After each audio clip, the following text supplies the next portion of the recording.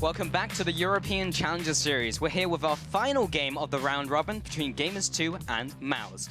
Just before we get to Game 3, make sure you check out Glycerol's awesome piece on champions coming back into the meta. The second half is all about Smitty J's split pushing Fizz, which we saw last week, which sunk Diggy U's chances and may open the floodgates for more innovative picks. And I'm really hoping for a top lane Northus or a mid lane AP Assassin Leona. That'd be great. But you can find it under the article tab with the title Rising from the Dead. Hey, just because you got a shout out on LCS about your Nautilus. Wasn't even top, dude. No, I know, it's support. That's not even the same. Yeah. It's not so good.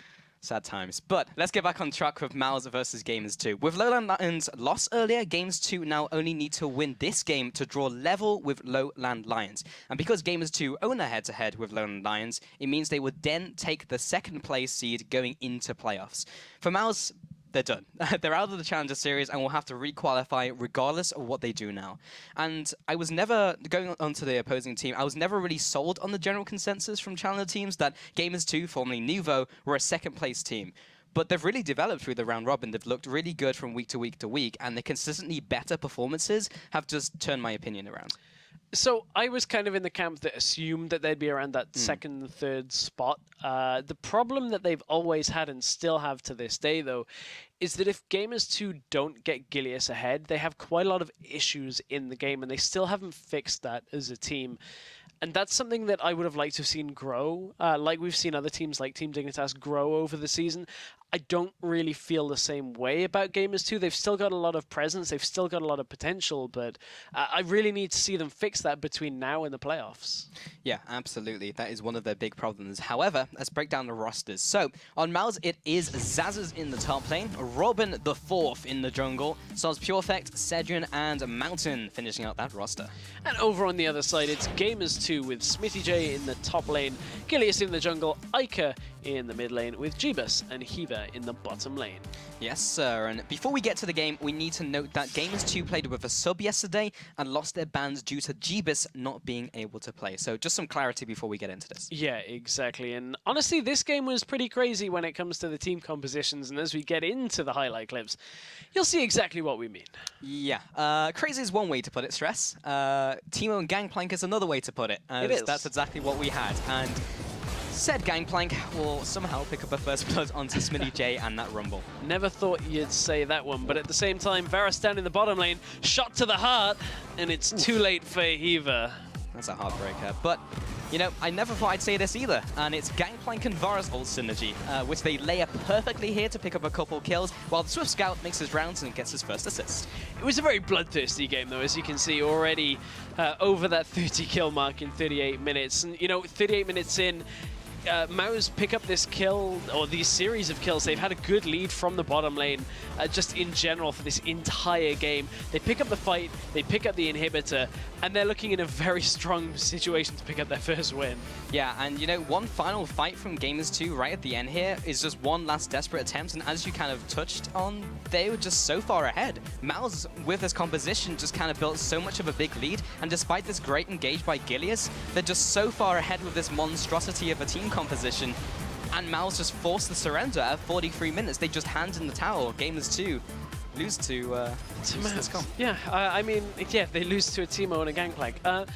There's no delusions about this game. Yeah. This was a game in which Gamers2 were not playing with their full roster, and while that is an excuse, it isn't an excuse for the score at the end. You have to feel like today's game is going to be a little bit different to this one, but we highlighted a couple of stats coming from that game. The first was a Varus that we don't really see too often anymore. 9-2 and 11. Cedrian really made his impact known there as 18.3k gold. Yeah, he had that slight buff in the last patch where the arrow that you charge up actually goes on cooldown when you start charging it instead of when you release it, but not enough to bring him to viability. No. Meanwhile, Soz Purefect on Teemo went 6-3 and 10.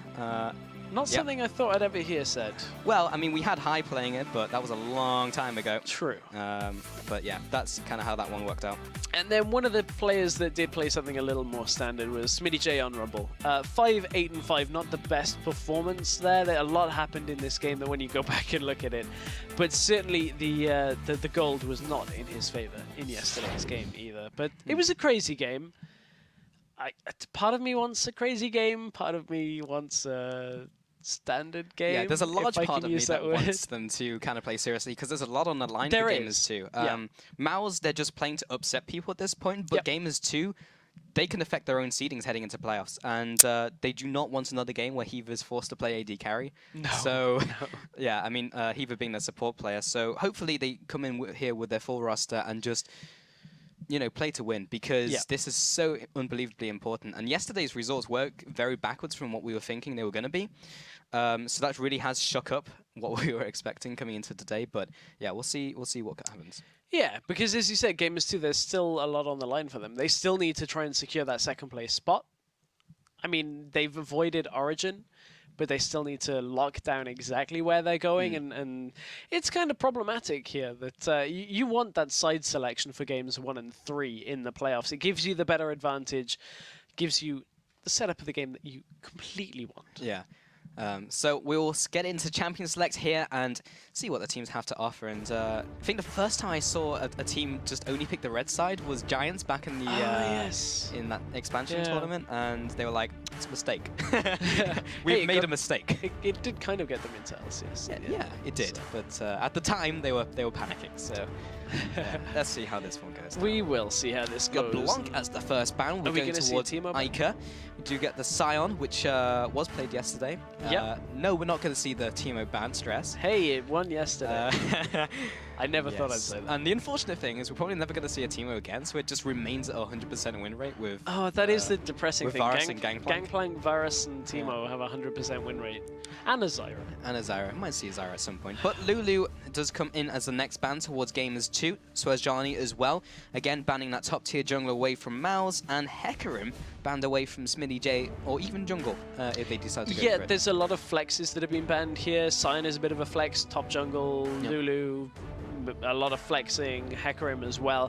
Gambit played Hecarim jungle, wasn't the most convincing of picks. It's good for engage, but that's about it. And final top lane ban to round us out. It will be Irelia. So yeah, kind of becoming one of the more staple top laners as of recently. A lot of top laners do play that champion, and if you can play it, then sure, fit it into your composition, but that will be taken away from Zazuz, in case he wanted to try that one.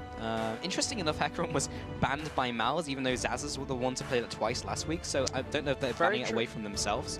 But maybe the case. I mean, what's open here? That would not be the... Okay, they lock it in. So they lock in Olaf. It's the beginning of the end, maybe? Right.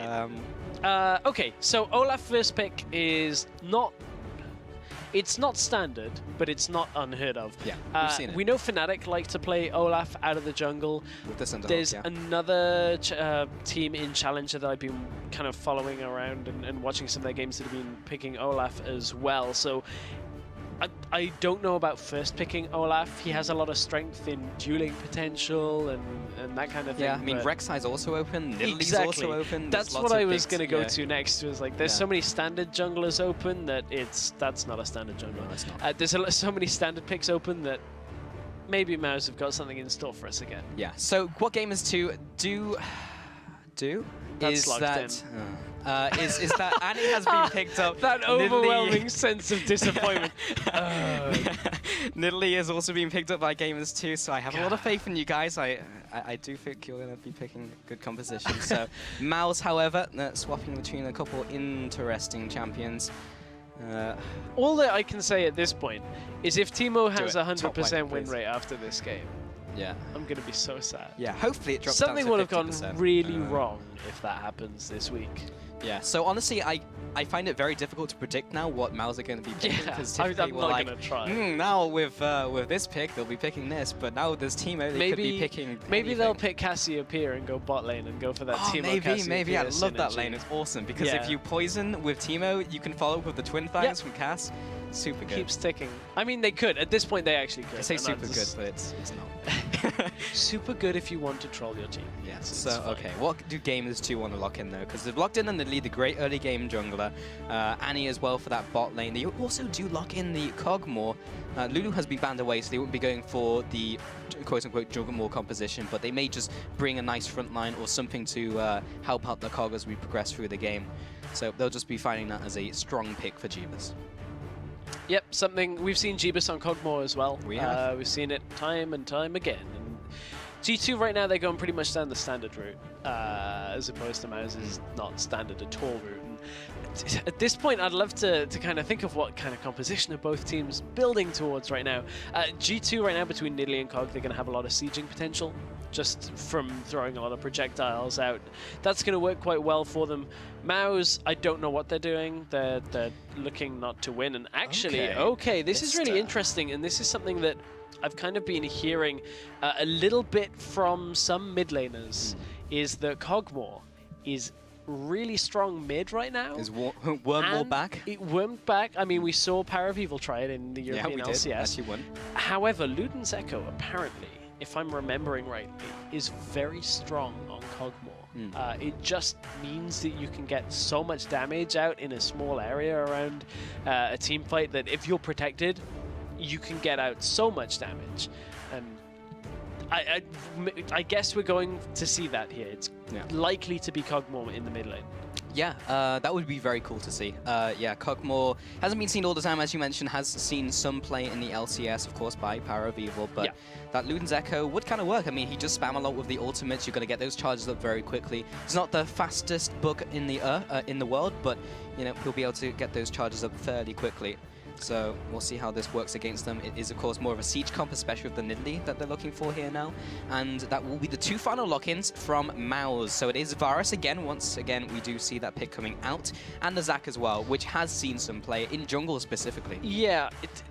Olaf and Zac, one of them is going top, one of them is going jungle. That's going to be an interesting one to see which exactly goes where. And you can see Gamers2 having a moment to figure that one out as well, because they're not too sure where that's going either. But Mouse are just doing things. They've got a Teemo, they've got an Olaf. They do.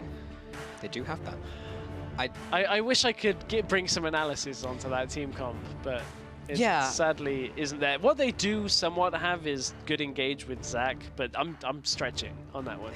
So is Zac. So on Gamers2, they are looking for their final pick. Somehow don't. Well, it could be Gunnar, but we're not going to see that one. No. Okay, they're going to go scaling. Yeah. So Jax. There we go. What Gamers2 have basically said here is, your composition is bad. Yeah.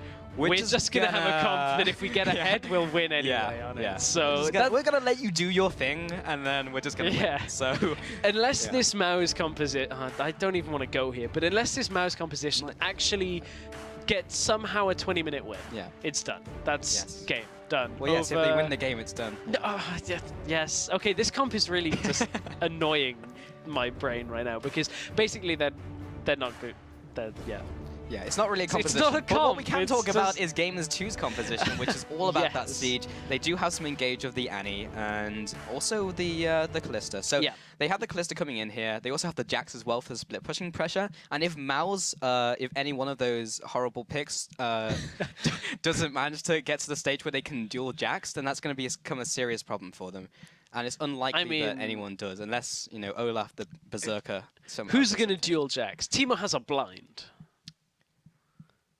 It's going to work for about 2 seconds, and then Jax is going to murder you. I mean, you better have for now. You better have like full AP Teemo sat on like 4 mushrooms, and you lead him through them. Yeah, he's like counter striking. You just place a shroom on top of him. It's like get out traded. Yeah, exactly. That's what has to happen. Yeah. So Teemo has to be so far ahead, and he has to be like fairly tanky as well. He can't just build glass cannon. You're talking 6 items to 1 item. Yeah, like exactly. That's how this has to go. Yeah, I was watching a video where 6 item Xin Zhao was playing against a level 1.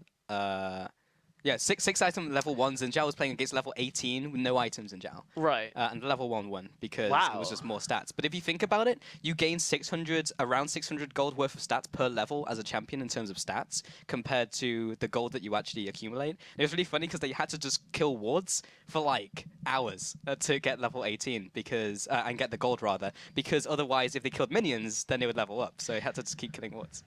So really I guess now we've learned that if a competitive game ever devolves to killing wards for 3 hours, and then Xin Zhao's at level 1 with 6 item build. And that's as stupid as the Teemo versus Jax matchup. I mean, I can't argue with you on that one. Yeah. So we'll see what they manage to do here. It's going to be a difficult game for sure for Mouse with this composition. Yes, they did win yesterday, but they picked up the early advantages from the disorientated bottom lane because of the sub, and Heaver just wasn't able to get ahead in lane. You even saw in the highlight clip that he was just picking up kills with the Varus over and over and over again. So we'll see. We'll see if the game changes in this one, which I expect to be the answer to be yes. Well, something that won't change quite yet is that we're actually waiting on Mouse for to get into the game. The two players having latency issues, which may explain the Teemo pick. I don't think that counts as lag. Lag. I picked Teemo by mistake twice. Like, there's lag here before it gets to the arm. Exactly. He would have clicked it first, though. You know. Maybe. Yeah. Okay. That's There's some latency somewhere. So Teemo against Kog'Maw. In theory, the blind, but then you just get out traded. As soon as the blind is gone, you Q just comes out, E comes out, ult comes out. Exactly. Yeah. Yeah, and he'll get outranged as well from the auto attack, so he won't even get in range to blind. Yep. So. And then when W gets really strong from Kog'Maw, he just kills him from the distance. Yeah. From the jungle, we did actually find out that the Olaf was going to go into the jungle here, so he'll actually run Exhaust, so he's not running a defensive summoner either. Right. Okay. So, I mean, it's weird to say that the Olaf jungle is probably one of the most standard things in this game, which we have seen Fnatic run. It has a fair amount of damage early. It's going up against Gilius on Nillion. We spoke about it in the pregame. If Gilius gets ahead, Gamers2 do well. And from there, this is the setup that Gilius should easily be able to get ahead to begin this game. And that should be enough for Gamers2. If the composition from Mouse isn't enough of a plus in their favor, certainly the jungle matchup should be. Yeah, I mean, even in this composition, I kind of would have liked to see a Zac jungle, because at least it would have given them some ganks in the bottom lane and top lane. Like, even in mid lane, even though Teemo doesn't have CC, they still might have the damage if they CC Kog'Maw, because his main problem is getting in range of the Kog'Maw in the first place. With Olaf, they don't have an ability to actually get there. But either way, as always, when you see a cool play, tweet at LOL Esports using the hashtag #ChallengerBigPlays, and you could see your response on the show. And I feel like we may see some plays. I'm not sure if they're going to be big plays, but streams perhaps in the right places, perhaps. Maybe. They're yodel-sized plays. Yeah. Tweet that as well, you know, yodel-sized players if Teemo goes big. Because he did yesterday, you know, like the ult synergy as well.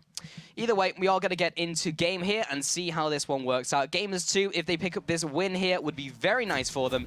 It will, of course, put them equal to Lowland Lions, and as they won the head-to-head, it puts them ahead. So this win will be very nice for them to get. Meanwhile, Mouse, nothing really to play for other than upsetting Gamers2 and their seeding. And as you mentioned before, the implication of getting that seed is very nice to have.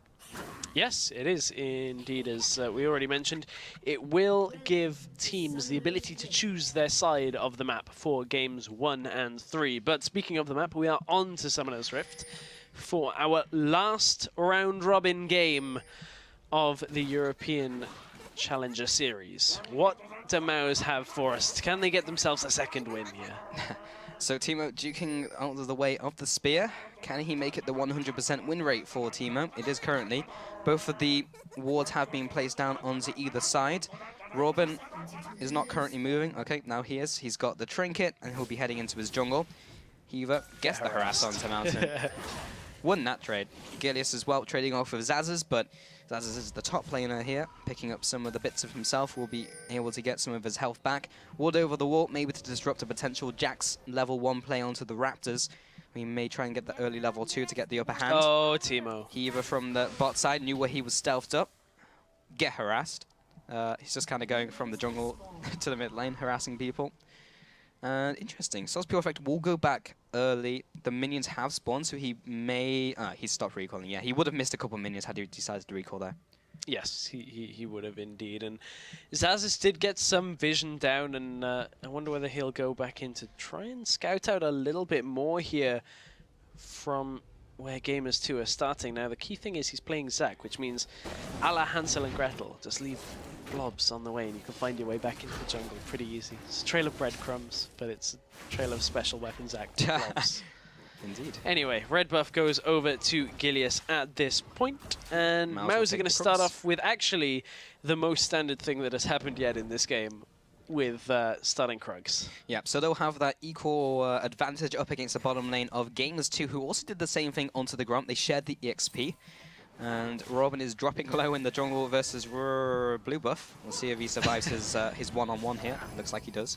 Well, I mean, Olaf, when he drops low, of course, is going to just be able to sustain himself up pretty well. And he's actually going to go for a full clear here. Yeah. By being on low HP. So this is risky because if Gideus finds you, he just auto-attacks you once and you're dead. Ooh, Mountain gets locked down in the bottom lane. It's been a long time since we've seen a Varus in competitive play, if you exclude yesterday's games, which we saw in the highlights. So, interested to see how Cedrian now does in a far more standard matchup here. Yeah, typically he likes to max the E because it's an instant way to proc your blight stacks from W. We'll see if he decides to max Q or E, but typically E is the way to go. We will have to keep an eye on that as this game goes on. But, Got the you know, the mid lane is actually now surprisingly... Yeah, I don't want to say surprisingly even on CS, but it started 6 CS to 1 in favor. Oh, Gilius. Oh, that was a he very knows he's close there. spear. Jumps over the wall. He tries to assassinate Robin here. He does get exhausted because he has that combat someone there, but I'm not sure if there's enough damage. He turns it around. Look at that damage from the Berserker. Oh, First blood. Gilius Jukes gets into the bush, cuts the vision, gets him with the takedown. Teemo now Teemo. coming in for more. Jumps over the wall and nets himself a double buffs. Yeah, he nets himself double buffs. That's actually may be enough in this laning phase. That was just, you already talked about how greedy the full clear can be out of Olaf, and Gilius knew this, uses Nidalee's, early game pressure to his advantage, and you can see Sos Perfect is now chasing Ica out here. Yeah. I thought he was about to chase into the turret. He stopped just about a pixel off turret range, but Sos Perfect now, dare I say it, has a little control for the next couple of minutes in mid lane. Yeah, I mean, like, he can just run at Ica and he has to run in the other direction because he can't trade with him. He probably won't be able to get the damage down, but still, Zazz and Smitty J still batting away at each other. Zazz is not really shutting down Smitty J's jacks. Bottom lane trading off. Hiva and Jeebus putting down the damage onto Mountain. The Ren looking to come out. Hiva's taking a bunch of damage. He has all those blight stacks on him. And you do have Olaf coming into this action as well. Comes in with the undertow. And Jeebus as well, kiting backwards using that martial poise. Top now lane, he comes though. back in. This is Smitty J trying to get the CC onto Zazz's flash into the counter-strike. They're now going into his passive form. And it's just a matter of picking up the kill. Will he smite him to death? No, he does not have smite. And Smitty J will be picking up the kill. And that was just a well-worked gank there out of Gilius. They knew that Zac was pushing up. Got his flash early on, but bottom lane... Undertow again, lands onto Hiva. He turns around, tries to get some damage out. Jeebus following through. Will be getting the stacks onto Cedrian, but it's Hiva who's going to go down first. Blight stacks are following through. Tries to get the proc. He gets it. Double kill for the Varus Cedrian. 3 for 2 currently. They are ahead by 200 gold. They are, and man, that Varus matchup is very risky when you flash forward, but he knew he could get the kill. They now have to be careful in that lane for another couple of minutes here, but back to this mid lane. Look at the damage that Sos Perfect's already putting out onto Ica, but this AP cog just rolls out the Void Ooze, and it's enough to make Sos Perfect turn around. And as much as this is happening in the early game, as Robin again dropping low, but using that passive to increase his attack speed, as this early game is going, you have to remember how Smitty J is going to get strong, as will Ica, as their composition is built around Siege, so Gamers2 are definitely not out of it. Double buffs have indeed timed out. Ica will be following through here. And Gilius is trying to get a gank up, but Teemo is so far back, so Perfect should be safe from this. I was waiting for the spear there. It's, one spear would have been enough. As Azis, taking a lot of damage from Smitty J now that he's got this sheen as well. So adds these short bursts of trades here in favor of Smitty J. And Azis is going to have to use his abilities to try and heal himself up in this top lane. Does have a couple of potions still in his inventory though, but I'm really interested about this mid lane. Oh, there's the spear landing. Sos Perfect now knows that he's in a lot of trouble and has to back away. Yeah, so he's maxing his Q here, as opposed to E, which is sometimes what we see top lane teamers do in solo queue. You will max the E because you get the lane harass. You just generally out-trade people, but in the mid lane, he just needs something ranged. Spear. Gilius over the wall. Spear? No. Doesn't find him. Couldn't quite Not get into the the breach. spear. Ica, however, even though the double buffs came out on Teemo, all that did was allow Sos Perfect to hold this lane even for a couple of minutes longer than perhaps he should have, because Ica now ahead again on CS, and Sos Perfect is just getting harassed down again and again. And that's one of the really difficult things to deal with against Cogmore, is if you can't get on top of him, and completely shut him down in the lane, he will just harass you. Especially once you start building tier, which Kog'Maw has just picked up. You just have so much mana to just lay out your E's, your ultimates, and just completely bully your opponent out. Yeah, it's really just about surviving the early game from Gamers 2, letting Mouse do whatever they want to do, and just getting stronger, using their composition. And it just really is down to how Gamers 2 use their composition, because if they do it well, then it should win. We'll see what happens in this bottom lane here as Robin again comes in with the undertow. We'll be activating the Ragnarok, looking to go under the turret, maybe just get the damage down with a reckless swing. Gets another kill for himself. In fact, 100% kill participation so far. And has the Barmy Cinder, so looking towards the Cinder Hulk, as we've seen previous Olafs before him do, and he's also gone for the skirmishes. But meanwhile, as he was in the bot lane, Gillius will be taking the blue buff in response. But in response to that play, Mouse will now move on to the Dragon. Dare I say that Mouse are in an okay position right now. They're ahead in gold. They will be ahead in dragons at the end. And they're getting kills onto Varus. Now, a lot of people overlook Varus as an AD carry just because of his immobility. And let's talk about the positives of Varus as an AD carry. He has high damage versus people who have a lot of health. He has a lot of, from those blight stacks, you deal a lot of percentage damage. Even in the mid game, once you get a couple of items, in this game, Cedrian is maxing his Q. And in very old style builders, we'd see a primary damage item into a Last Whisper, and it would essentially be like a kind of a Legolas build, which was like the full penetration on his Q. I would have to go and check what Cedrian is running from his runes and masteries as well, but you used to build a lot of penetration and a lot of damage and just queue people off the map and then set up fights with your ult. The key weakness is his immobility, and we may very well see that get capitalized on here, but Robin's going in on Jeebus here. He is, and there comes the ultimate, probably the most missed ultimate in the game. Comes through here, doesn't quite land on Jeebus, and there's a lot of Rend stacks landing onto the backside of Olaf as he tries to escape. Gillius coming in from the top as well. There's the Rend onto Cedrian, gets the slow out. Gillius needs to land this spear to get the kill, and does not do so. Here is the teleport now from Zazas. He has Let's Bounce, he has the E as well to get in range, gets the knock up onto Hiva, but no one's in there to follow up. Gillius now comes back into the action. There's another Rend onto Robin. Gillius has to land the spear again and does not do so. And that's no kills going towards Gamers 2 or Mouse. Oh, another flash into the spear again. Misses 3 spears in a row. Oh, and you know, the key thing in that fight was as Zazas re-engaged, it was just a little bit miscommunicated with the rest of his team, as Mouse couldn't follow up on the damage. And what that's going to do is mean that Zazas teleports out. Smitty J now going to take down this top tower, and this is the terror of Jax, as we have seen time and time again. Now that this tower is down, he's going to be well on his way to his Trinity Force, and is going to start that split push off. Yeah, Zach now coming into the top lane will just be firing away. Interesting enough, he did have a small buff in the last patch where his knockup is now 1 second duration compared to 0.5, and his W becomes this reservoir of CD. So once he uses W and it lands on people, his next cooldown will be reduced by 1 second. So he can just kind of keep spamming that all the way through these team fights if they get there. We've not really spoken too much about the Mouse composition as they don't really have one, but when we get to team fights, Zaz as an initiator, Robin getting to the backlines, and if Teemo somehow gets ahead, which he is currently, even though he's behind on farm, might not be horrible. Might not be horrible. I mean, Gamers 2 don't necessarily want to go for team fights because they have the siege composition. And they've got scaling. They just want to keep kiting back, and that's pretty much perfect against the likes of Teemo and Olaf, who have to just run at you. But not so good against Zazas, just in case he lands a perfect initiation. But as we've seen so far, Zazas on initiating top laners has honestly not really performed. So on the Hecarim, he was never able to get his teleport home guard in the right place, always knocked back. It was actually, last week we saw Fresh just knock him back continuously. So it's really down to if Zazas can actually perform on initiators, they might have a chance, but it will be down to him, really, and whether he's made that change. And that's a really good point, actually, about Zazas and initiating.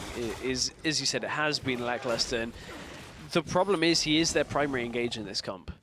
Then the follow-up engage comes from Cedrian, and pretty much that's it. So if Cedrian's ult misses, if Zac misses and Cedrian misses with his ult, then they are about to get engaged on by Gamers2, and that is a problem that they really can't sit by. Oh, the spear has landed under the turret. Cedrian. Yeah, this has been read by Robin, who joins the fight, but not before his bot lane will start dying. Mouse will come in with the Monsoon, knocking Gamers2 back. Robin now underneath this turret. Cedrian is down. It's 4 versus 3, but Teemo closing in from the top side. Dear. Jeepus is low. It just takes one auto attack to take him down. There it is, the blinding shot. Robin now following with the damage. There's the undertow, and Teemo just standing there with the damage. There's 1, there's 2, there's 3, and the Shroom goes down to cut off the escape route. Heaver as well takes a couple of hits, and there's a laugh for good measure from Teemo. Shut up, Teemo. And that's 3 for 0, so, or 3 for 1 rather. Mouse do come out ahead in that trade, 7 and 3 currently. Yeah, Mouse come out ahead because Gamers2 going a little bit too ham under the turret there. Thought that they got the kill on Cedrian, which they did, but from there, the rest of Mouse just ended up dealing too much damage and ended up picking up Gamers2. And I mean, do we start entertaining the idea that Mouse maybe? You know, I mean, they're ahead. They are, but that by is the 300 truth. gold and a one dragon. dragon, yeah. But they are behind in towers. Yeah, it's not an overwhelming difference. This game is close. I feel like we have to anything. fast forwards like 15 minutes into the future and Yeah. really see where Gamers2 then stand. Because yes, if Mouse snowball their lead right now, yes, they can get into a good position, but Gamers2, it's about their composition here. Exactly. And whether they can execute it well. Gamers2 are going to outscale Mouse. There is no second thought about that. And that just means that Gamers2 have to not lose much now so that they can just win later. That is the pretty much the be-all, end-all of this game. And you can see that Jeebus is ahead in this game when it comes to CS, but he is down 0-2 currently. And that's a Medjay onto Jana, who is currently actually in a good spot to pick up a Medjay. 105 is starting fine. as he means to go on. Indeed, here in the bot lane. Again, Robin just spending all of his time down here. Will be going in Ooh, for the good Ragnarok. save. Great save with the Fate's Call onto Annie, who just launches herself backwards away from the fight. And now Teemo will be getting his blue buff coming in here. It will get him the cooldown reduction to place even more Shrooms on his side. He was able to place Shrooms in the mid lane as well to repel the incoming minion wave while he was roaming, so that also allows him a little bit of safety there. Gilius jumping over the wall, has not been seen by a ward just yet. Here comes a flash initiate with the Tibbers onto Cedrian though. He'll be heading backwards and he'll be heading down. And he gets taken out. The immobility of Varus is just getting punished again and again here. Varus has never really had both of his summoners available past that first initial engage in the bot lane, so they've timed it so that he can either heal or flash and never do both. And they've just kept on top of him now. That's 2 deaths after the initial kills that he picked up, and it's one of the reasons why you don't pick Varus. Yep, simply put, that is one of the reasons indeed. Low mobility, but there's a lot of things going in that bush. One of them is a Teemo Shroom exploding on Just Gilius. missed the other one. Yeah, they now move on to this Dragon. Gamers2 are in a good position to do so. Robin does have a smite, however, doesn't have his exhaust or Ragnarok. It will have to be an undertow steal. That was not a good smite from Gilius. In fact, he didn't smite at all. Yeah. Iker was the one to pick that up. So the good burst at the end from Gamers2 was enough, but there was a very strong chance that Robin's undertow could have taken it. Now, importantly, Gamers2, for their itemization, for their composition, they know that if they have Nidalee have too weak a dip in the mid-game, like she normally would be, or normally would do, it would kind of put them a little bit in a tricky spot, because they've got a Jax, they've got a Kog'Maw who's still waiting to scale a little bit. Callista also needs a little bit of time. They've actually opted for the Rod of Ages, rather than the tier build on Nidalee, which just gives Nidalee that tankier stats and a little bit sooner damage spike, or you know, curve back up into the game. I mean, they have the damage already on the team. Why do you have to just go all in? But we did see the fan vote going away of Gamers2. I'll be inclined to agree. Mouse currently right now not doing great so far. I mean, of course, they have started off this game well, and they are 1-8 currently in the standings. They have picked up their first win against Gamers2. So back onto the game, taking a look at the items now. Iker, as you mentioned in Champion Select, is opting towards Luden's Echo. Yep. That new item, and has done it after the tier, so similar to a Cassiopeia build. Yes, indeed. And one of the key factors on both of those champions actually is that you want to continue to move. You're always moving around in fights, whether it be forward, whether it be back, using your ultimate very often. You can see just how much damage Iker has with this. Forces the heal. Yeah, heal comes out from Soz's Pure Effect, forces the flash as well. Iker's continued damage is very big, just off the back of that big Luden's Echo power spike.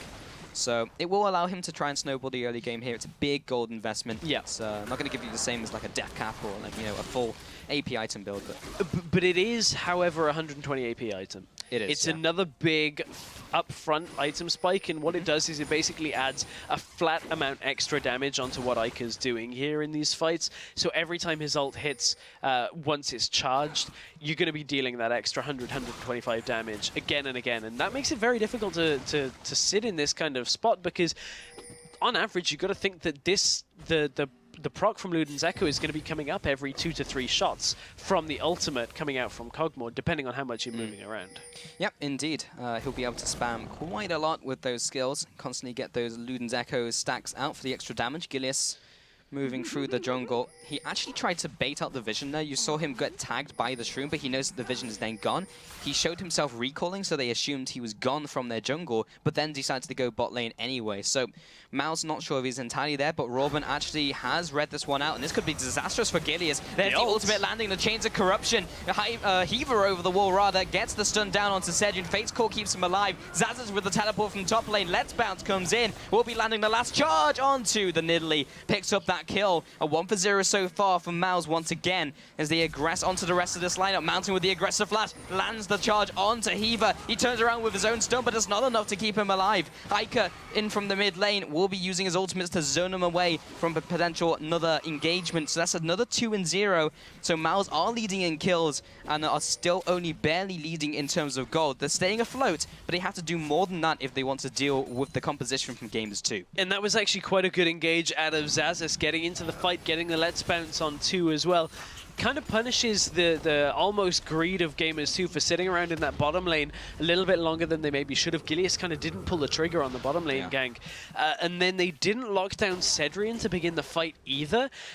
And they have to. That you can't let a Varus just sit there. And the Flash Tibbers was used out of Heaver. He has got that distortion to reduce the cooldown on Flash as well. So expect to see that more and more. Didn't quite get Cedrian how they needed it to, and Cedrian survived. Zazas again using that elastic slingshot onto Smitty. Doesn't quite land it though. And this is kind of what we were talking about before though, you know, that Zazas, if he can land the initiate, great. That's where Maus are going to start picking up team fights and potential wins. But it's, yeah, whether he can change that. And so far he's done it, but in the top lane, there comes the Exhaust, the offensive summoner from the jungle. Soz Pure from the mid lane though. Gilius trying to land the damage, and down goes Smitty in that 3-man roam. Teemo even chimes in for another assist. No Shrooms in mid lane that were previously set up are trying to clear out this minion wave. Isn't quite enough to take the entire minion wave down though, so Ica takes the turret for it. But it looks like Robin and Zazas might be able to do the same top. Zazas may very well have found a champion that he feels comfortable engaging on, because this is a lot better out of Zazas than we've seen all season long. You can see Ica just can clear that wave so quickly right now, and he's already put damage down. They don't have enough minions to clear this, but they've already done 2/3 of the health of the mid-inner turret, and that's only going to get faster and faster as this game goes on. But honestly, Mouse still are ahead. Still Mouse. I find myself bemused at how a Teemo and Comp is ahead, yes. But they're ahead, and we'll see whether they can maybe look to extend their advantage. But the problem is the lights are going out for them. G2, Gilius specifically, they're going deeper and deeper into the Mouse jungle, establishing vision, putting the wards up, denying the mushroom vision as well. And Jeebus just... This is not the battle you want today, he was trying to get the last friend. auto attack, but Mountain got there just in time with the shield, so he did manage to keep the tower alive. That's the epitome of you won this battle, but the war isn't over. Indeed, yeah. But Gamers2, yeah, of course. I'm really interested to see what happens mid-game, because that's really where they'll start accelerating, and Mouse will have to change their game plan. They can't just go from lane to lane and expect to pick up kills anymore. They'll have to group up and maybe try and engage onto the very long-range composition of Gamers2. So yeah, we'll see how this works out for them. Yes, indeed. And it's even more difficult when the Jax is ahead on CS as well. 177 to 123, and that's only going to get worse as Jax is going to split push. Heaver's standing on a ward, so nothing too out of the ordinary from Mouse's perspective in that bottom lane, but this dragon is dying very quickly. And again, that's not a smite going down by Gilius. That is a Callista, though. It is, so but it survived on 18 HP. And then the last auto attack came in, so again, the tornado almost picking it up. couple close calls, but... Oh. wait, what? Okay, now throws him in. There's the Tibbers onto 2, but Mountain is there as well into the bush, lands onto Robin. He'll be flashing away, leaving his Annie out to dry. Again, Heaver goes down. He's 0-4 right now. He's not had a good time in bot lane. Robin just always seems to be there. Yeah, that was not such a great engage. It looked it when the Tibbers landed, but then you realize the distance put between Annie from the Fates call and then flashing and then Tibbers. It was not exactly the best of engages. Yeah, he was saying to Jeebus, you have to toss me, because he wasn't quite in range, so he did toss him. And just don't tell the elf. Yeah, but it didn't work out. No, not indeed. But something that is working out is Smitty J. Oh, clear the pink. Good. Okay, I thought we were going to have a moment there. I thought we were going to have one of those moments where the camera pans over someone and I'm like, they're doing a good job, and then they leave a pink wall. I mean, usually it's when they're going from lane to lane, so they're looking at the other lane. This time he was going for the jungle, so he was more likely looking at his character that he's not going to get ganked. Something that's kind of interesting is that Ike hasn't yet opted for his level 2 boots, considering Kog'Maw is normally a more immobile champion. He's not getting pressured out for that, and has actually just gone back and finished his Archangel Scepter tier 1 or boots. Staff. He's at 671 right now when it comes to stacks on his Archangels. As well. The Sorcerer's Pot. Here's here's the interesting point about the synergy between Sorcerer's Elixir of Sorcery and Luden's Echo. Remember that Elixir of Sorcery gives you 25 bonus true damage when you hit an enemy with a spell once every 5 seconds. Now Luden's Echo as well gives you the extra damage, so it's like almost on hit. You get this big 125 minimum damage down onto your enemy, and it shreds through them. Something that I spoke to Power of Evil a lot about Cassiopeia. Yep, and he's doing the same thing on Kog'Maw. He can do that from even longer range using those living artilleries. So we'll see how this works out for him, but it's definitely his mid-game play. He's even popped it, so they're gearing up for something. Definitely trying to turn on the gas, turn up the pressure. Jeebus taking away the bottom lane farm. And now with that pre-established vision control, they're trying to do the same now. Now they'll start sieging these turrets. And they'll also use Smitty J as his split pushing pressure. Mouse right now don't have a lot of wave clear either. They're relying on fully charged Qs from Varus, Undertow from Olaf, which you can only throw out and then not collect because it goes right into the enemy team, and Janna Tornadoes against a Luden's Echo Kog'Maw who can do it on his own, and a Hurricane Callista who can do it on her own. So there's going to be a lot of pushing potential coming out of Gamers2 in the next few minutes. Teemo there, utilizing his character as a mobile ward. Even the pink ward, in fact, because he had the ability to see that ward there by Gamers2. It's going to be first pick now. Now that you've said that, everybody's seen that. I know. He has that twin use, as not only with the global taunt, but also as a mobile ward. Ica in the mid lane, clearing away these minions. And he's in pretty good shape. He's finished the Saracen Brace as well, so he's on max stacks of the Archangels. So he's now sitting on those 2 big power items. They are hitting spikes left, right, and center. Bottom lane with the, of course, as you mentioned, the item spikes. And on the top lane as well, Smitty J has reached his Blade of the Ruin King and Trinity Force. So if any time is for action, it's right about now. Right about now, but not quite yet. Almost now. Now soon, TM.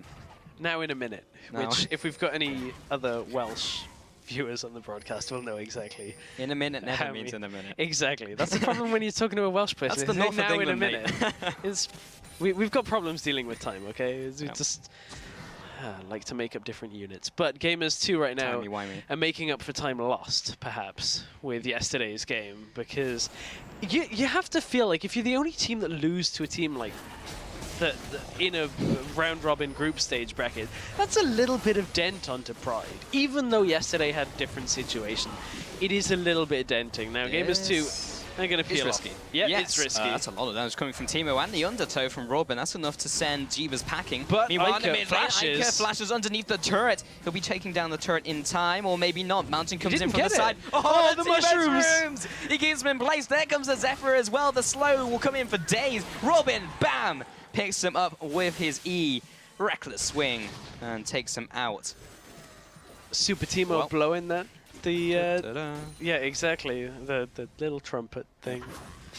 He flies now. There was a bug a couple patches ago where he stopped flying, but he's really learned how to. That's not a good thing. If you have a superpower like flying and you lose it, man, now that feels like Heroes. Indeed. That season was a bad season of Heroes, but anyway. Oh, come on, man. Season 1 was great. Yeah. But everything else after that, I'd rather just forget about. But just You know, Teemo getting kills, 4-0-2. He's not Are we on track for 100% win rate for Teemo in the European Challenger Series in more than one game? So we were talking about it in the early game, and I think it's about time to just bring it up again about how we're going to see more happen towards later on into the game. Gamers2 trying to play it a little slower. They're picking a composition where they're kind of just playing it safe. It's just like, we'll just wait it out and get stronger and stronger. So Mouse, as you mentioned in Champion Select, in fact, kind of have to hit a 20-minute win, and so far they really haven't done so. Or they need G2 to flash and ghost past turrets with Ica. This is dying very quickly, actually. Yeah. This Baron is dying Gillies isn't far close. faster than I thought. This is actually going to be a Baron going down to Mouse. But can Gamers2 follow up on this one? Ica does get CC'd. He does get healed as well. He's got a lot of auto attacks raining down. He also follows up with the Tibbers and the Spear. Mountains should be falling here. Gets the takedown. Can Gamers2 get anything else? They need to off the back of that Baron. Zaz is charging up the Elastic Slingshot. And Cedrian, he's pulling back 4 seconds. It's enough. He's out of there. Yeah, Ica picks the wrong bush. Not in time. He tries all of them, but he's too slow. So Mouse, they only lose one member for that Baron, and Gamers2 were just caught sleeping. They went for the Baron themselves, they were pushed off it, and then for some reason they just didn't think that Mouse would have the clarity to go for that themselves. Gamers2 right now do not have their head in the right place for this game. They cannot be playing as aggressively as Ica wanted to play in the mid lane, burn both of his summoners and open up that kind of position for Mouse because, okay, so even we've been very kind of, I guess, downplaying this team composition from Mouse just because they're not standard picks. The problem is, if you let champions get too far ahead and you make bad decisions, you can still lose this game. And that is what Gamers2 have started to do in the last couple of minutes. They were getting into the game again. They were re-establishing some sense of control. And look at the damage coming from Soz Perfect right now. This is all on the decision-making from Gamers2 not being in the right place. Yeah, any champion can win a game of League of Legends. It's just about usually that other champions are stronger at certain points in the game, and they can shut you down before you get to the point where you're strong. But as it is, Zaz comes over the wall for an engage. He doesn't land onto the team this time as they do kite back, but they should be able to pick up the turret. They have the zoning control. There's the Ragnarok. He can just carry on tanking, and he's not going to get CC'd under turret. SmittyJ is turning on the split push Jax. He'll be taking this turret, and someone does have to recall to deal with him. He's already taken his objectives. So they do trade turret. It was a smart play. Every time you get hit by a stream, it feels like an insult. But he moves into the mid lane and will ward his way as well as he goes. Just a small reminder that Teemo is in this game. Yeah. However, they're going to see SmittyJ recall right now and give the Baron buff over to these minions. They may be able to look to get that mid-outer turret. That should be their next priority for Mouse, but Ica has so much wave clear right now with this Luden's Echo. However, the Baron buff is going to reduce a lot of the magic damage here that is going to be done by Ica, so maybe his wave clear is not actually as prominent. Oh, Baron buff's gone, there we go. Yeah. But goodbye wave. Yeah, I'm also interested if they buy like Banner of Command, because look at their wave clear, it's all very based on AP, and if it's if that big cannon minion is all the way back, then you're not going to be able to kill it with ult from Cogmore or spears from Nidalee. So that is true. A possibility, maybe not, because it doesn't seem to be the plan they're playing around, and also trying to out-siege a siege comp is also difficult. It's okay to talk about Banner of Command now, because it had, like, LCK had a Banner of Command, a double Banner of Command game. Okay. So it's okay, it's fine. It's not as a troll pick as the rest of this. Zaz wants to go in, he's sat on a ward though. Good ward placement out of Gamers2 to watch their flanks. They know that's really one of the only ways here that Mouse can actually engage, and while they're waiting for Mouse to try and set something up, Gamers2 are going to split push again with SmittyJ up in that top lane. This time it's Jax. We saw the Fizz last week. Baron buff, I believe, has just expired, but the turret does go down. Here's the 4-1. SmittyJ in the top lane stops his push as Miles are also going back, so it would be too risky to stay on the top lane by himself. Gamers2 are strong enough, or not if they hit shrooms, but they are strong enough to just kind of keep kiting back, and it really does. And then just keep Miles at range while SmittyJ goes for his counter push. Ooh, Jeebus. No, okay. That could have been enough for Robin to just go. I mean... Yeah. It's also important to note that they have managed to get to some of their second-tier sweepers, which means they will have that oracles as Heaver's going from bush to bush. Yes. So they will start clearing out those streams and it'll become less of an issue.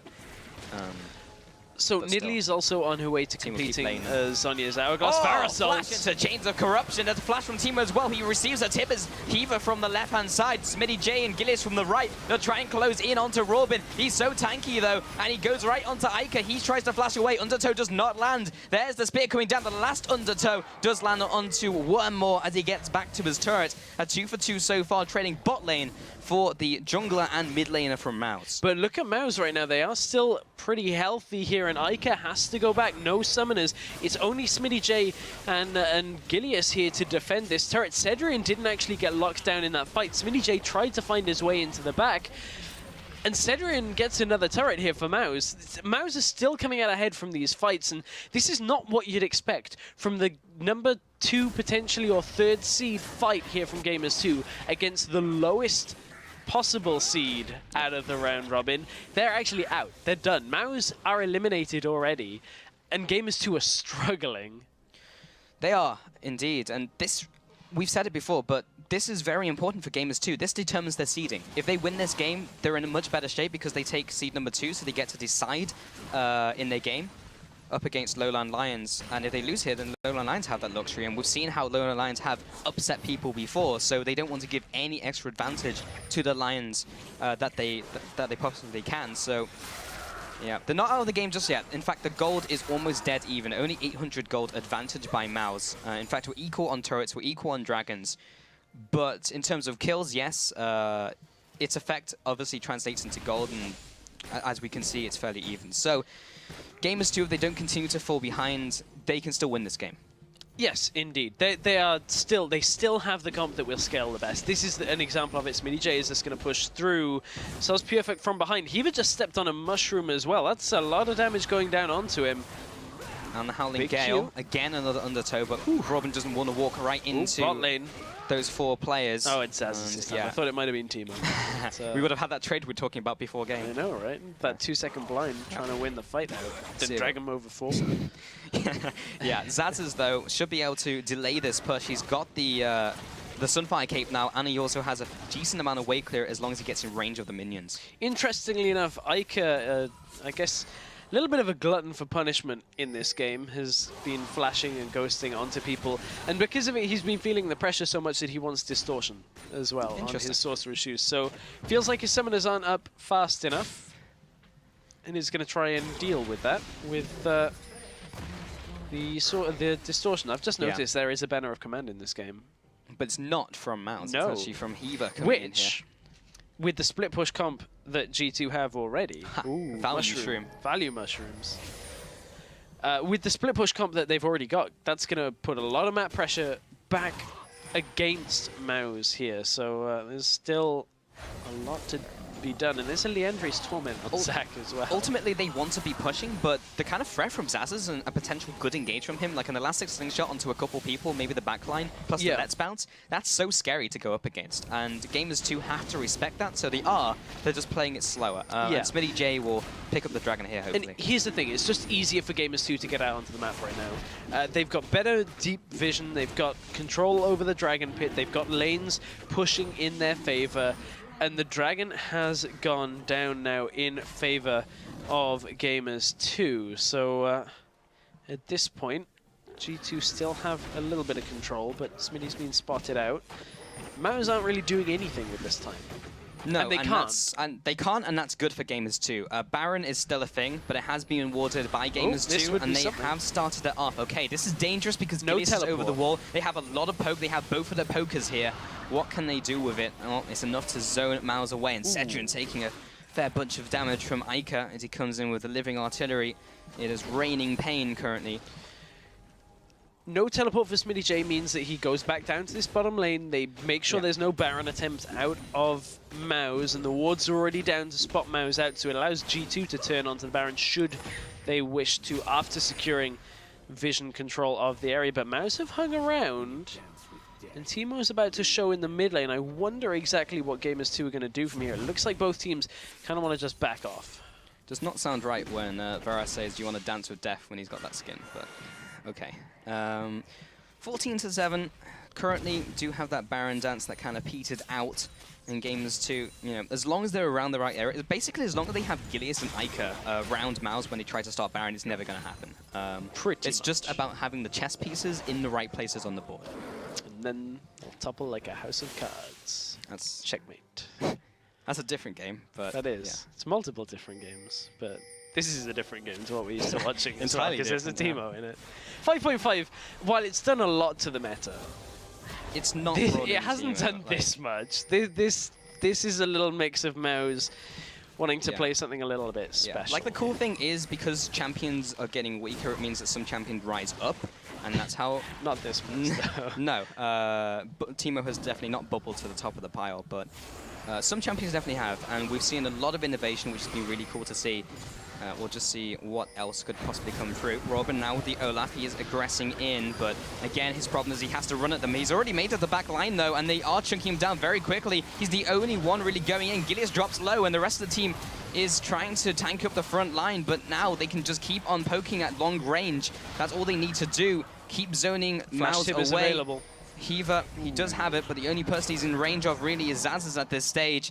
Comes in with the Fate's Call, but the flash over the wall by Cedric keeps him alive. There's one kill, there's two. Just catches them on the back burner as they turn around, and now Gamers2 started the Baron. This is a little risky as Zazas still has his ultimate. Yeah, he does. He could be looking to go in, but is the damage follow-up there? It's only Cedric. Flash Tibbers onto 3 players. Zazas will continue the charge into the damage, though. Jeebus goes down. Cedric turns out, but there is the spear. Takes out the Varus, and Gilius will turn around. He'll keep healing himself. Smitty J is dropping low, but Zazas, he's going to turn into Bloblet. And now they should be able to clear these away. There is the final takedown. It will be Heaver with Tibbers burn around him, which will take out the last blob and secure the kill for them. And now Robin has come back from the dead. He's back from base. Mountain was the only survivor from the end of that fight. So Gamers2 do emerge victorious. They do. No Baron has been taken, though. But Smitty J going to clear out top lane. Big Wave pushing in bottom lane towards Mouse as well. And this game has gone a lot longer than I thought Mouse could have survived on it for, because this is a very late game scaling composition out of G2. Although the Cogmore isn't the AD Cogmore that you'd normally say would scale very well, it still has a lot of late game damage, and we, to be honest, just haven't seen the straight up fight to really show that. Same with this Jax. Yeah, but what is for certain is that last team fight really was a big step towards getting that second seed for Gamers2. If they can continue doing so, then they will definitely do that. Mouse, though, they aren't putting up a fight, but are they starting to find the limitations of their picks? That's a good question. Are they? I thought they would have a long time ago.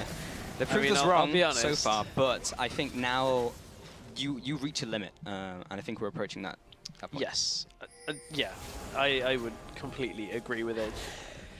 I mean, honestly, Gamers2 right now would have to get caught out by something insane from Mouse, which I don't see happening from the Mouse camp. Yes, Zazas is very tanky, but that's going to get shredded through very, very quickly. There's 2 Blade of the Rune Kings on the side of Gamers2, so that tank is going to die in front of them very, very quickly. It just depends. I feel like if Gamers2 try and do a dodgy Baron play, it could backfire and hurt them.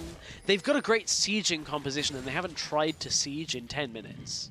Yes. They've got a great 4-1 split push comp with this Banner of Command, so do it. There's no need to be sat around the Baron area. There's no need to get caught out. Yes, you've got a lot of damage, and you can show that off here, but your comp does something very different. Yeah, I still feel they're scared of the potential Robin and Zaz's combo if they do get onto the backline. We've seen it before. They caught much Cedric. Damage Robin can do by himself. Cedric has gotten caught. He doesn't manage to get tagged by the spear, though. Just return with his own piercing shot. But from this, they're getting nothing. Gamers2 just used an engage tool and really just don't get anything from it because they're sitting around this Baron instead of using their composition. The Banner of Command is available again. We're into the point of the game where you're getting them every 2 waves, not every 3. Smitty J, he's trying to 2v1. There's the blind. Yeah, he uses the leap strike to get back to that ward. He's basically just trying to run away from this engagement. He is faster than the 2 of them. Move quick from Teemo will keep him in range, but of course he has no CC. He uses the heal as well to try and get in range, but again, jumps away to his minion line. Robin and Mountain as well. There's the Zephyr. F here. There's the knock-up. He should go down. Oh, the damage from Teemo was enough, even without the reckless swing. The value this is flash mistake Zephyr. after mistake by Gamers2. And Gamers2 don't even need to be doing this. They don't need to be around Baron and allowing Mouse these kind of engages. The smite's still available for Gilius, but where is he? He's closing in on the pit, and Jeebus can't approach because of these mushrooms. This is too much and he damage! Gets caught as well. It's still ticking down. The Baron goes over to Mouse once again, the second Baron of the game. Smitty J's death timer was so incredibly long since he's all been farming this game, so he's level 18. It meant his death timer was around a minute, meaning it was 4v5 no matter how long Gamers2 prolonged that. And they just lost another member. Jeebus goes down. A massive wave top lane here that is about to get buffed up with the Baron buff onto the minions. Look at the amount of triple cannon minion here. This is insane. Oh, Cedric, wow, okay, just gets choked. They need to call in Shieldios because they need to keep those cannon minions alive. Off the Krugs. He's going to be back in this fight in a sec. Yeah, he's got Bloodthirster plus Blades of Rune King. He went from 10% to 80% in a mere seconds. Now, the rotation game is on from Mouse, so they look for the mid lane, look for an inhib turret maybe. Kalista still only coming up in 8 seconds. I can't believe this game is still going on. Yeah, but it is still later on to the game where Gamers2 should be thriving. Zazas can't fight this alone. No, he can't. The rest He's of already Mouse used are his around. Leap Strike too. Dragon is up, though, at the same time. Blue buff goes to Ica. That's really important because it allows them to siege if Gamers2 were choosing to siege. Yeah, Mouse as well picking up their third dragon of the game. We've had 6 dragons total. Gamers2 are not in position. They're not in the position to siege anymore. No. Because before they were, they had the opportunity. They had it for a good 10 minutes, and they just did not utilize it. Now they're on the back foot because of Baron buff. Dragon is also picked up as well now. So, yeah, Gamers2, they need to wait out until they can start doing this again, and then they just need to take it with both hands and siege that seize that opportunity to siege. Oh, bottom lane, Sospearfect might be caught. Here's the 1v1. Yeah, there's the flash, make it a 2v1 as Ica did come in as well. There's the last insult of Sospearfect with the shroom that he placed down at the very end of that engagement, but it doesn't do all that much damage. It did have the Leandries, which is chunking down the extra health that Smitty J has picked up with his item build. He's now gone for a bit of magic resist, also with his Warmog's armor. So, of course, he's gone for that core item build, but he's rapidly approaching 6 items, and this is the stage in the game we typically say how strong Jax is, but Gilius has been caught out, and they can't afford to do this. Robin, though, in return, doesn't manage to take out Ica. His team wasn't with him right there. Sospearfect also died in the bottom lane, so now it is a 3 versus 5. Gamers2 use this opportunity. They have to. There is no other option for Gamers2 right now. No Baron, no Dragon. You have to go to a turret, and that is fine. That is fine with this composition. Put Jax down in the bottom lane or into the top lane. They haven't controlled the waves to capitalize on this. They cannot impact top and bottom until the waves push in manually, at which point the 2 members of Mouse are going to be back. So this is just poorly done by Gamers2 when it comes to setting up their composition, which they just have not played around. Now they're being a little risky pushing up. They have the damage to do it. If there was a full engage from Mouse here, they may be able to stop Gamers2 a little bit, but Mouse are only 3 players. Sospearfect has only just joined, and Teemo can't really do much in that situation. And the whole team is also very poked down from Gamers2. Lots of chunk damage coming through. So, yes, they did have the engage from Zazas, but choose not to go for it smartly. And here, they just chunked the entirety of the Mouse lineup down below half health, but because the top and bottom waves are not pushing in their favor when you have a banner of command on Annie, there's just nothing that can be done. They didn't set this up at all. Yes, it's partly because Mouse were pushing in the other lanes earlier, but before you start edging towards that mid lane like Gamers2 did, it's not too difficult with a teleport on Jax. You can walk Jax into that lane until you get to the mid lane and then teleport him in if you need to. Well, they do have a big minion wave opening up in the bottom lane, so that was a potential for them. They just felt like they wanted to go back to base, complete a couple more items, I guess. Like, there's the Void Staff now coming through. 4 items now onto Jeebus as well, along with the Quicksilver Sash. They try and get out some of that CC, potential slows from Robin's Undertow. Bottom lane is perfectly set up for Gamers2 right now. Smitty J is setting up the top lane. Middle lane is now being sieged in. This is the right play, but they just need to execute it well. This is how the map needs to be for Gamers2. Big wave in the bottom lane.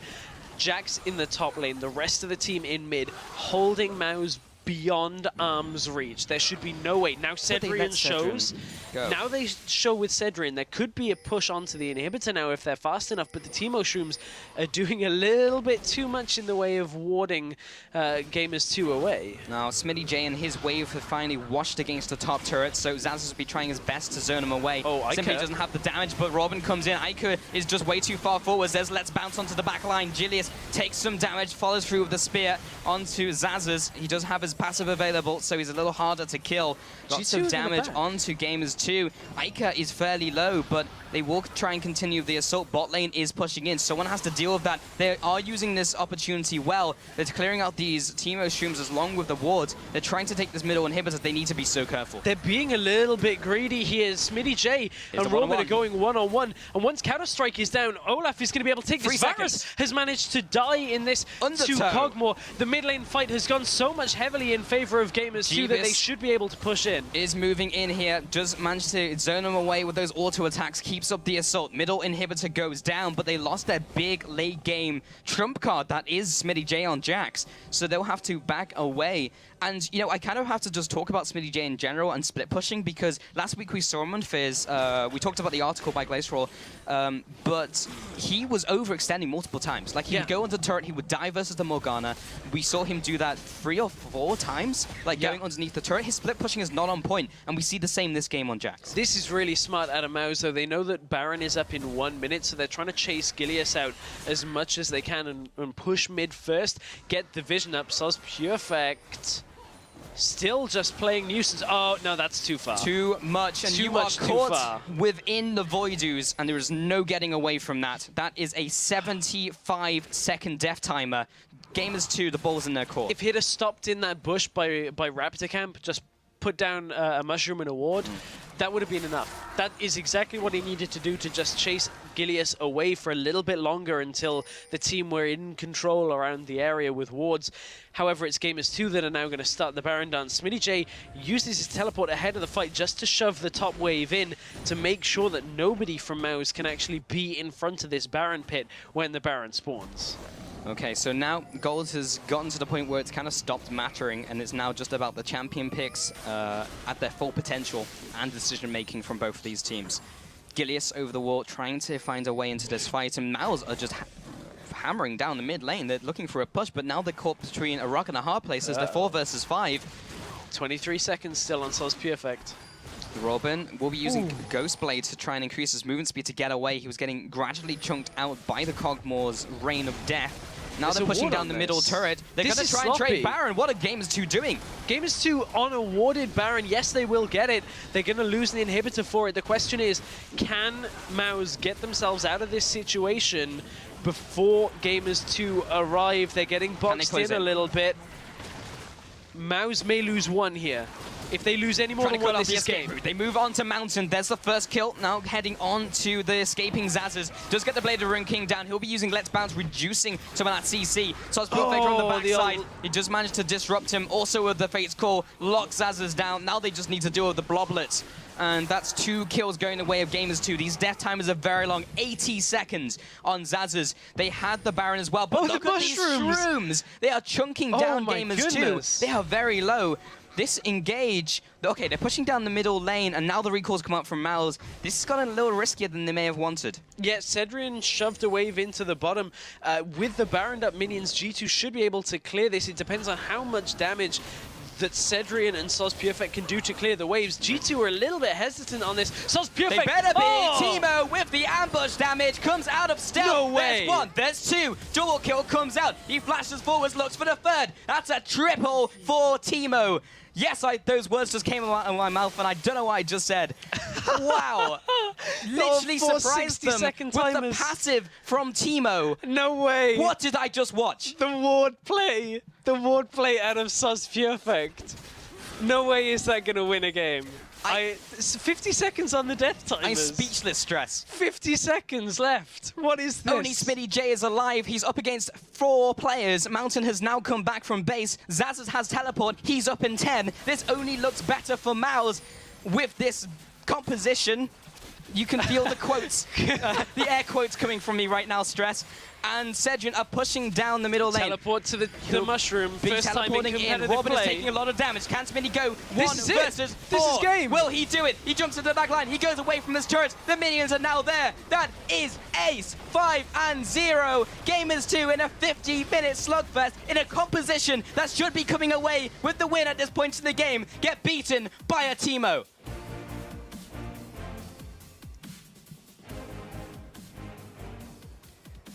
History in the making, ladies and gentlemen. Incredible, honestly. So we were racking on their composition for so long, but then Gamers2 just make mistake after mistake after mistake, and it was capitalized by Mouse. Honestly, had they played like that through the rest of the round robin, we could have a very different playoff picture here. So what we're saying is, if Mouse had picked Teemo 10 games in a row, they may actually have got to the playoffs. Maybe, Stress, maybe. It highlights a massive problem on the Gamers2 side. Yeah. That their decision making, again, it's their calls on when they should be sieging, when they should be taking Baron, is not in a good place right now. With that kind of composition, being only moderately behind, there was no 15k gold lead. There was no massive lead from Mouse. It was purely on the decision-making from Gamers2, and Mouse capitalizing on it. Let's not take anything away from that. Mouse let Gamers2 make the mistakes and then utilize that. That is not a good sign for Gamers2 heading to playoffs. No, it is not. And I said before the game that they had convinced me that they'd become a second place team because I was a doubter for such a long time. And I kind of feel a little bit validated on that now from what we just saw in that game. We highlighted the problems that they had from top lane with the split pushing. There's a lot of issues to fix as we head into playoffs for this team. And they really should not have dropped that game. And you know, that from Mouse as well, they almost felt like they fixed a lot of the problems throughout the playoffs. And I almost feel like it's a bit of a mentality thing, right? When you're playing with literally nothing to lose, and we saw that in the previous week where, again, they were still eliminated, but this week they actually went with this quote-unquote troll composition, but they had the mentality that they had nothing to lose, so they just kind of played it how they would without any kind of doubt in their minds when they went for plays. And that's apparently what they needed. Yeah, I mean, they beyond had nothing left to lose because something that kind of would have affected the game in the sense that it's news that broke last couple of days ago. Mouse are making changes to their lineup, so that roster isn't actually the one that will be competing as Mouse going forward. So there was nothing to lose. But for Gamers2, they now do not have the seeding in their playoff game against Lowland Lions. That's out of the window. Lowland Lions now get to pick their side. Yep. Lowland Lions are on the up. Gamers2, that was a horrendous... A sloppy performance for sure. Horrendous performance of decision-making when it comes to it. I mean, mechanically fine. Ica got himself a lead, looking pretty good on the Cogmore, but they just couldn't close the game with a composition that in the late game should have closed that out. They never wanted to siege and split. Yeah, I completely agree with you. I think it was down to the decision making, and we even said it in the late game where gold stopped mattering, and it was down to the decision making and the picks that they had gone into the game with. At that point, it should be Gamers2 winning 100% of the time up against a team like Mouse, but they didn't, and that is a big problem for them. But with all the round-robin games played out, let's take a look at the final standings and what that game meant. So, Origin are now 9-1. The win streak has been sullied by Lowland Lions, who are now in second. And then that's followed up by Gamers2, who are behind Lowland Lions, so they will get the choice of sides on games 1 and 3. Then Team Dignitas are trailing behind in 4th, but they made playoffs. They eliminated Reason Gaming, who are now in 5th.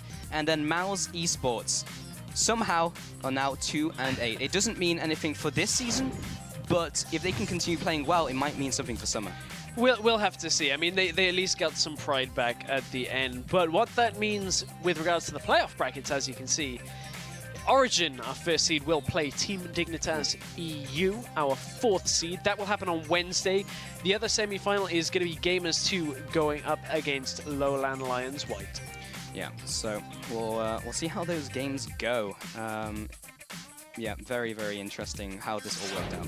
Yeah, so the way that it's going to work is the higher seeded teams, as we said, will have the side choice for games 1 and 3. So very important to be the higher seeded team there. Both of those series are best of 3.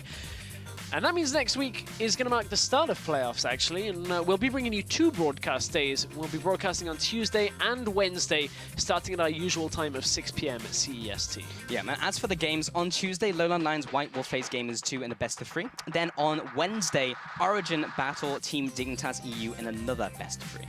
So lots of action to catch up on, and if you did miss any of the action from today, you missed a lot. A lot happened over the last 2 days. If you want to watch any of the games from the European round robin as well here from the Challenger Series, head over to lolesports.com and check out the VODs hub for all of those. And while you're there, you can book your ticket to the European Series Spring Split Finals, which will be broadcast live from our studios here in Berlin. So make sure to check that out and come visit us. But while our Spring Split round robin is complete, the League of Legends fun doesn't stop here. Tune in again at 11 a.m. CET or 3 p.m. Pacific time for Primetime League. Yes, indeed. And after that, Freak and Zyrene are going to be bringing you the final week of the 2015 North American Challenger Series.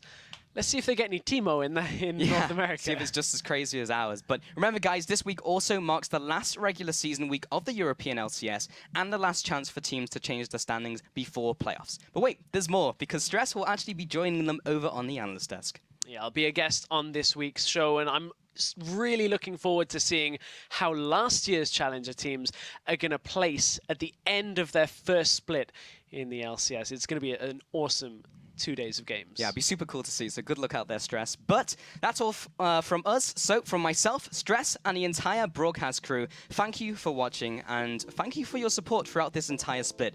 We'll see you next week for playoffs. Zai was the one to push him away. This is all set up by Zai. Cooks is checking for it, though.